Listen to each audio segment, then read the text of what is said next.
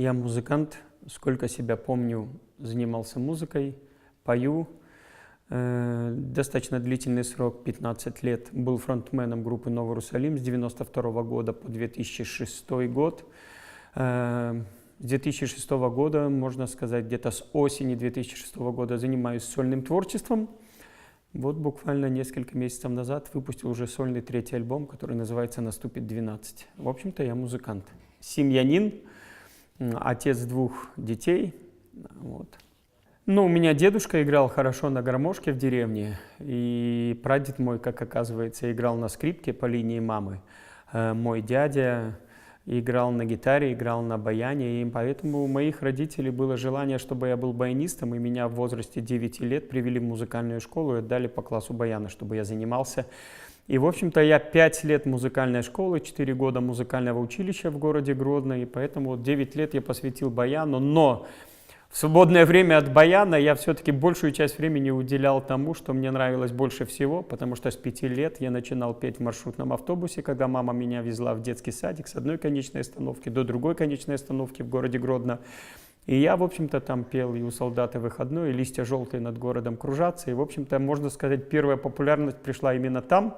Потом меня уже садили в кабину к водителю, потому что у него был микрофон объявлять остановки. Он мне давал микрофон, и я веселил народ.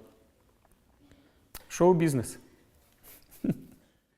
Любовь меня дальше к музыке потянулась так, что я, когда учился в музыкальном училище, меня услышал педагог по вокалу, и он услышал, как я пою на большой перемене, и позвал меня, говорит, давай-ка я с тобой буду заниматься. И начал со мной распеваться, давать мне определенные вокализы, упражнения. В 15 лет мы создали рок-группу свою, я играл на барабанах, пел, в общем-то свадьбы играл, исполнял. Потом уже, когда мне 16,5 исполнилось, ближе к 17 меня пригласил в профессиональный коллектив в городе Гродно. Ребята были уже старше меня возрастом, группа «Истина» называлась, они были замечательные музыканты, и они привили уже, скажем так, мне вкус к мировой рок-музыке. Полис, Джethro Tull, Aerosmith, Deep Purple, в общем-то, Yes, и множество, Чикаго, и различные Johnny Hey Jazz, и множество других современных команд, и Ковердейла, я учился петь там, и, в общем-то, на бобинном магнитофоне перематывал, слушал, повторял это все дело. И так вот, в общем-то, в городе Гродно узнали меня как вокалиста, и потом, когда в 89-м мне необходимо уже было по возрасту идти в армию, за полгода до призыва в армию мне позвонили из военного ансамбля, здесь на 8-м километре в Уручьи, «Алые погоны» он назывался, и сказали: Александр, не хотели ли бы вы служить в военном коллективе? Вы не будете ходить в наряды, на полигоны ездить, будете заниматься непосредственно музыкой. Я сказал, почему нет, и, в общем-то, так я приехал в воинскую часть 44 921, 356-й гвардейский полк, пехота, еще Советский Союз у нас. И узбеки, и таджики, и казахи, и чеченцы, и ингуши. Много было национальностей. С 89 по 91 год я практически, наверное, около 200 выступлений спел за 2 года службы в армии. И это была также хорошая профессиональная школа для меня. Не то, что я сам создал коллектив, я был в поиске, потому что я женился, мне нужно было, я родом из Гродно, Минск стал для меня новым городом, и здесь у меня уже была семья, и я был занят поиском работы, я был и диджеем, вел дискотеки в ДК железнодорожников, и в Доме офицеров на 8-м километре, и был и тамадо, и вел свадьбы, и пел на свадьбах, в общем-то, но все это было такое вот, но и внутри меня все равно происходил поиск каких-то таких вот, ну, в общем-то, мой духовный поиск происходил, потому что именно в армии я впервые начал читать Библию, столкнулся с Евангелием, с книгой псалмов, с книгой притч, что-то понимал, что-то не понимал, но я начал об этом думать, начал об этом размышлять. Если сейчас приближаться в истории к группе «Новый Иерусалим», мы знали и с Игорем Копыловым друг друга, это гитарист «Нового Иерусалима», друг друга по различным рок-фестивалям, потому что он играл в группе «Кондор», и мы встречались в 88-87 году на различных рок-фестивалях, в общем-то, и знали друг друга. И вот уже в конце 91 года на одной из тусовок в ДК железнодорожников мы встретились, мы узнали друг друга, и ребята мне говорят: Саня, давай приходи к нам петь, нам нужен вокалист. И я вот пришел к ним, так, начали мы потихонечку репетировать, и потом уже, скажем так, в студии у нас появились верующие ребята, евангельские христиане, которые нам говорили о Господе, говорили о том, что можно играть современную музыку. Это был Сандея Деладжи, черный такой африканец, и он учился как раз на журналиста в Минске. И наш хороший знакомый Владимир Сокол, который сегодня успешный бизнесмен, проживает в Сиэтле, в Вашингтоне. И вот они нам говорили о Боге, привели нас в гости к пастору Вениамину, и пастор Вениамин Брук говорит: ребят, а мы уже подготовили несколько песен, ну как бы сейчас покажем, сейчас начнем в церкви играть. И на что он нам сказал: ребята, ну для того, чтобы петь о Боге, вам нужно знать Его. И тогда мы сказали: как же нам Его узнать? И он нам сказал, что вам необходимо просто момент покаяния, осознать, что каждый человек грешен, и вы не исключение, и что у Бога на самом деле есть другая божественная судьба для вас. И, в общем-то, это нас заинтересовало, потому что никогда об этом ни в семье, ни в учебном заведении, когда я учился в эпоху Советского Союза, никто об этом не говорил, что у человека есть божественная судьба. Сегодня я могу сказать словами царя Давида, который сказал, что «зародыш твой видели очи мои, твои, зародыш мой видели очи твои, и в твоей книге написаны все дни для меня назначенные, когда еще ни одного из них не было». И поэтому я сегодня размышляю над этим местом Священного Писания и понимаю, что есть судьба у каждого человека от Бога. Потому что еще когда никого из нас не было, Бог уже знал нас. Рок-евангелием это все закончилось, если так можно называть, потому что мы подготовили программу. Вообще, я очень благодарен пастору Вениамину, потому что он поверил в нас, и он не начал с нас там сережки снимать, там стричь нас, там штопать джинсы нам. Он сказал: ребята, а давайте сделаем ваш концерт. Вы же музыканты, ваше место на сцене. Давайте сделаем ваш концерт. Мы арендуем аппаратуру, мы сделаем рекламу, вы просто подготовьте программу. И у нас было 4 месяца на подготовку программы, и мы подготовили программу, сами того не зная, что уже есть готовые песни. Мы, в общем-то, черпали стихи из сборника «Песнь Возрождения». И на некоторые гимны мы просто писали свою музыку, и когда полный зал был в ДК «Текстильщика» по улице Матусевича, 40, и когда пришли люди на выступление наше, и многие слышали, что слова знакомые, а мелодии не наши какие-то. И мы арендовали кучу света, дым, все это, вспыхивал огонь на сцене, мужичок сидел у нас такой за кулисами с горелкой, и когда барабанщики делали, он так открывал краники, стрелял огонь, и многие верующие, которые привыкли к спокойному, умиротворенному, гонимому христианству во времена Советского Союза, все это видели. Некоторые радовались от того, что пришла такая свобода, а некоторые пугались, что, наверное, увидели пламя ада на сцене. И мнение в зале стало разделяться. Но когда мы говорили о Христе, 19 человек поверило нашим словам и молилось вместе с нами молитвой покаяния на том концерте. Это был первый концерт группы «Новый Иерусалим» 17 мая 1992 года. У меня еще дома даже есть маленькая афиша такого А4 формата. На каком-то сканере и принтере ее сделали. Впервые мы выстрелили на площадке Первого национального телеканала, белорусского телевидения. В то время был музыкальный проект, назывался он «Rock Island», когда рок-команды Белоруссии выступали и показывали свое творчество. Сидело компетентное жюри, и они, в общем-то, оценивали, кто лучше. Мы как раз вернулись с первой своей поездки в Америку в 1993 году, выпустили альбом «Бог святой».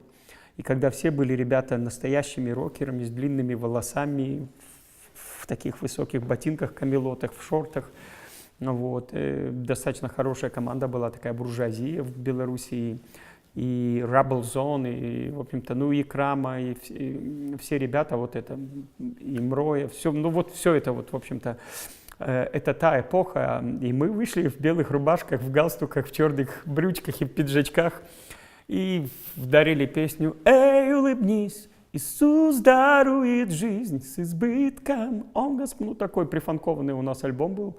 И удивительно, что жюри посчитало, что мы достойны первой премии, дали нам первое место тогда на телевидении.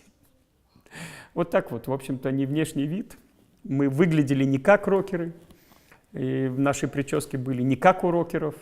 Мы были такие сытые, откормленные после Америки, лоснились. Но, тем не менее, творчество наше имело какую-то силу, имело какую-то суть, имело какую-то мысль. И я думаю, именно из-за этого коснулось сердец жюри, что они присудили нам первое место. Ну, мы должны понимать, что шоу-бизнес и, наверное, как любая сфера в нашей жизни, но, наверное, все-таки сфера шоу-бизнеса, ее можно как-то больше выделить, да, потому что это сфера, где всегда есть возможность пойти на компромисс со своей совестью, со своими принципами, со своими убеждениями, потому что и это касается и текста песен, и площадок, в которых ты можешь выступать. Либо ты не можешь там выступать, да, либо ты поднимаешься на сцену в каком-нибудь клубе и понимаешь, что когда ты будешь петь, могут выскочить девочки гоу-гоу или еще какой-нибудь стриптиз, и, в общем-то, ты окажешься вот... Или когда ты заходишь в гримерку и забегают танцовщицы, и просто вот так у них все отлетает, тебе приходится отвернуться, потому что это общая гримерка, вот эти все сферы, вот это все как бы существует, но ты должен сам понимать, что и разделять, что твое, что не твое в этой сфере, да. И принципы, которые есть у тебя, нужно придерживаться, потому что в моей жизни была такая ситуация, когда мне нужно было петь «Я душу дьяволу отдам за ночь с тобой» из Нотр-Дам-де-Пари. Фрагмент, я люблю эту историю рассказывать, и концерт должен был проходить во Дворце Республики, и, в общем-то, был полный аншлаг, трансляция на одном из основных телеканалов. Вот, был концерт нашего очень хорошего известного исполнителя, моего хорошего товарища Алексея Хлестова, и режиссер видел, чтобы мы спели из Нотр-Дам-де-Пари. Очень популярен тогда был вот этот тема «Я Бель, там, ну, душу дьяволу отдам за ночь с тобой». И я понимал, что я как верующий человек не могу вот эти вещи выйти, петь перед аудиторией, тем более потом это все будет в эфире. Ну, мне пришлось попросить режиссера либо менять песню, либо чтобы я тогда ее не исполнял. И, в общем-то, я благодарен режиссеру за то, что он пошел навстречу мне, моим убеждениям, моим принципам, и мы вышли с ребятами, с Алексеем, с Георгием Дмитруком, мы спели «Конте партиро», и, в общем-то, достаточно успешно. И поэтому я скажу, что именно мои принципы, они мне помогают поступать, как я думаю, согласно библейских истин в этом мире и в жизни, и в мире, в котором я живу. Плюс в моем творчестве очень много песен о любви, потому что институт семьи сегодня он разрушается, и, к сожалению, он разрушается не только среди, скажем, неверующих людей, но и среди верующих людей. Один из последних моих знакомых, у которого семья и 3 детей, он просто сказал: «Я хочу быть счастливым». На что я ему сказал: кто тебе дал право вообще быть счастливым, когда у тебя есть жена и 3 детей? И мир становится эгоцентричным, мы хотим себе счастья. Ну извините, а зачем тебе тогда 3 детей нужно было рожать? Если ты уже это сделал, ты уже должен жить для них и что-то менять в своей жизни, что-то менять в своей судьбе, потому что это ответственность мужчины. Не быть самому счастливым, а чтобы те, за кого ты взял ответственность, они были счастливыми. Это нелегко, это сложно. Поэтому в моем творчестве очень много песен есть о любви. В моем творчестве есть песни, которые я посвящал своим друзьям, которые в те или иные жизненные ситуации, проходя, не ломались, а оставались крепкими, оставались сильными, как бы им тяжело не было, как бы их ни предавали. И рождалась у меня песня «Быть или не быть, каждый сам решает, гореть или тлеть, сердцем выбирают. Небеса рассудят нас, их не подкупить, мы выбираем жить, мы выбираем быть».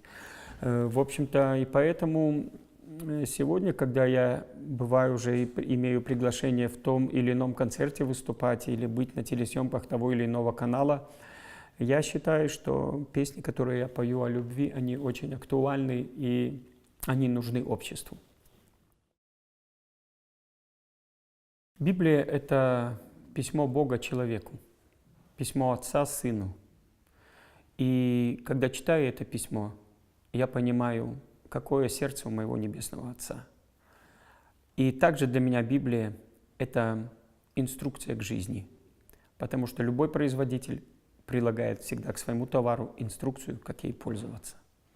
Поэтому для меня Это живое слово, в которое я верю, и я вижу, что оно действует. В жизни всегда есть ситуации, когда ты находишься перед выбором, и именно Слово Божие, именно Священное Писание, оно помогает тебе видеть невидимое, потому что когда ты веришь в то, что Бог словами своими создал этот мир, когда еще ничего не было видимо, что Бог называет несуществующее как существующее.